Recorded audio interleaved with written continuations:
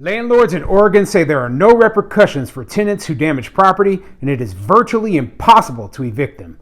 I'm Tony, and this is Real Estate Investing and Landlord News. Alright, so I have an interesting article for you today, and it's going over the frustrations of some of the landlords up in Oregon.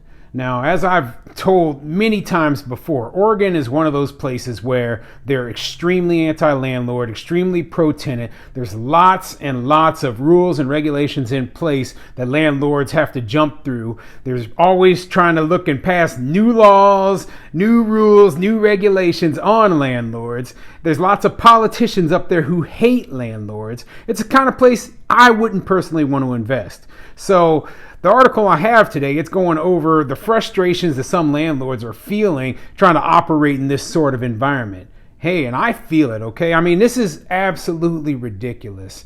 And, I get frustrated with my pretty landlord-friendly places where I invest here in the Midwest. But, by comparison, I mean, we don't face anything compared to what they're seeing up there in Oregon.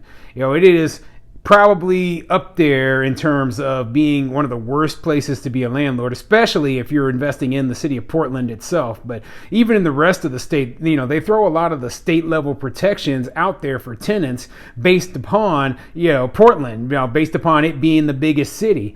But, it's bad when landlords have such a difficulty making money up there. They just want to get out of the business altogether, sell their properties and get the heck out of there, Now, before I get into the article, go ahead, hit the like and subscribe button, maybe leave a comment down below, and let me know, what do you think are the most anti-landlord places in the entire country, okay? Now, obviously, I've said before, I think that California is up there, Seattle, over on the East Coast, we've got DC, New York, all the major cities probably are pretty anti-landlord. But what do you think is the number one worst place to be a landlord at? Okay.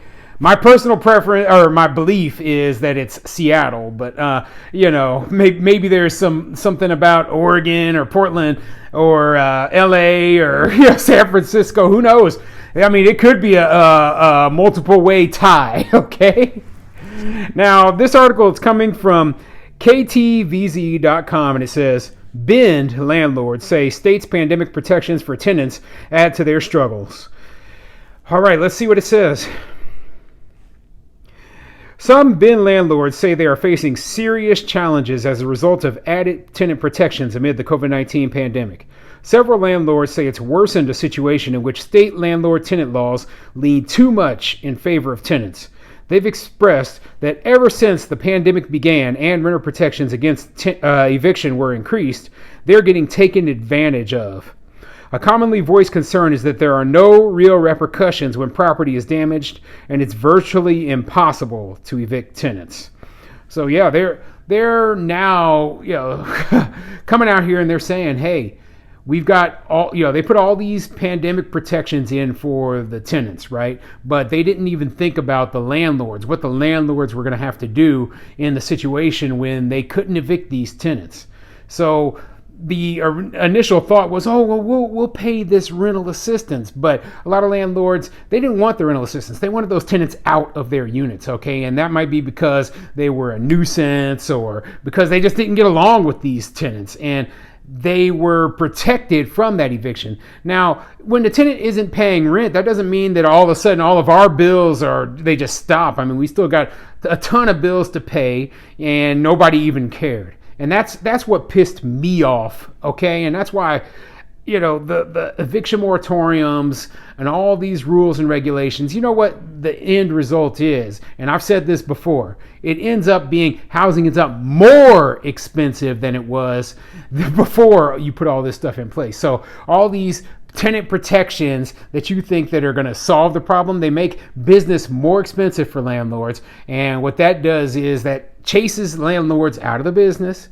That means there's a smaller supply, but the demand is the same or increases even. So what does that mean? Prices go up. So the tenants, what they think is, now we'll make it so that we'll throw rent control on there and all that, right?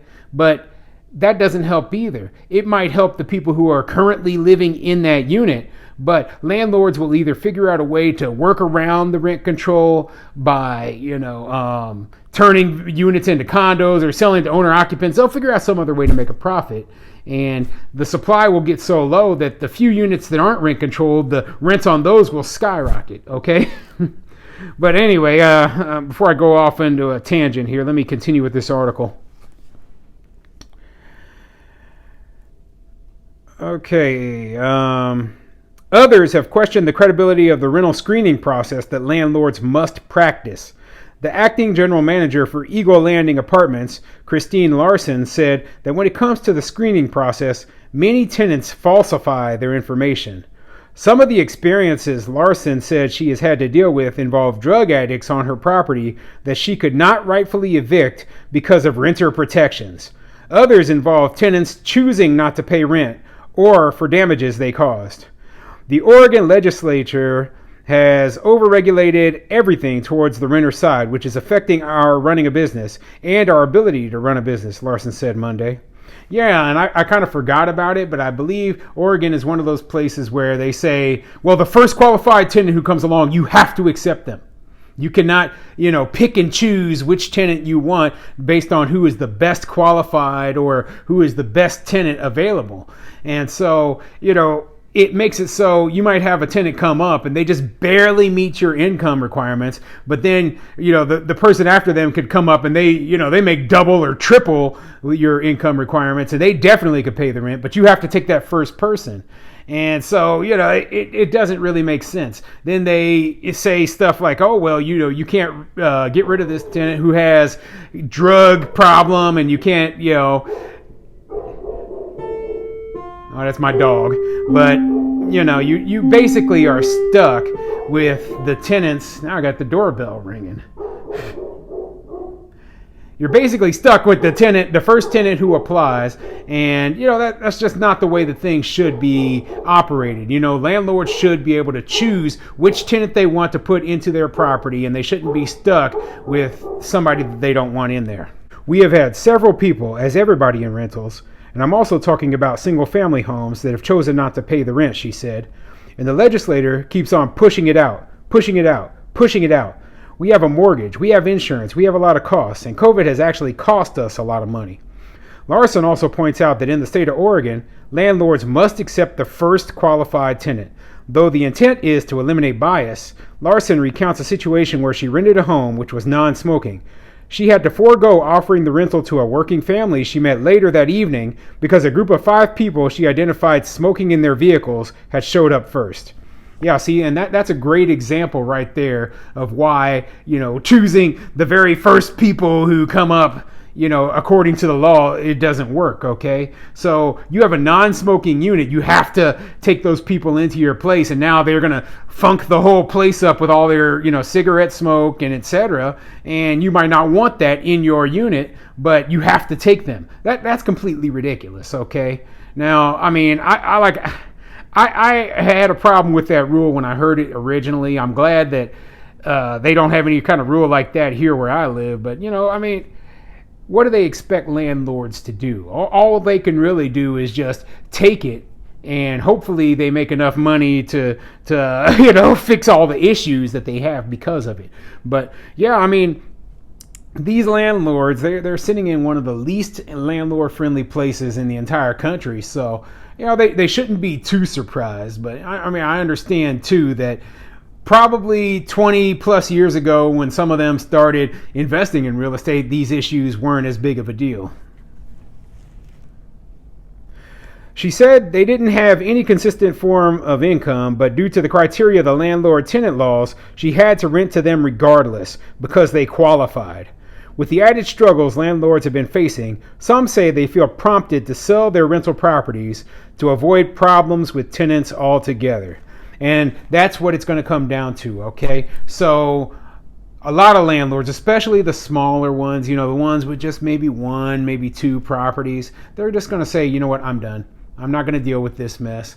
And so what's that going to leave? That's going to leave a lot of tenants who are unable to find rental properties, okay? And the big corporate landlords, I mean, they're still able to make money because they have the staff, they have the reserves to be able to handle tenant damage in one unit because they have 100 other units that are still paying. But, you know, I like to say that, you know, I represent the smaller landlords here. I don't believe that the big landlords should get screwed over either, right? Because, you know, a lot of small landlords grow up to be big landlords. So I don't want to say, hey, all these big guys are bad. No, they're not. Okay. Just like me, they're just doing their business on a bigger scale. But, you know, what we have is another state where landlords, they feel like they're being mistreated, they're being abused, and, you know, they feel powerless to do anything about it. And my only suggestion, and this is always going to be my suggestion, is to just get out of there. You know, just go invest somewhere else. There are still other places in this country where you can make a good profit and not have to deal with all of the nonsense, all the far left-leaning socialist policies that all the politicians in places like Oregon want to put in place.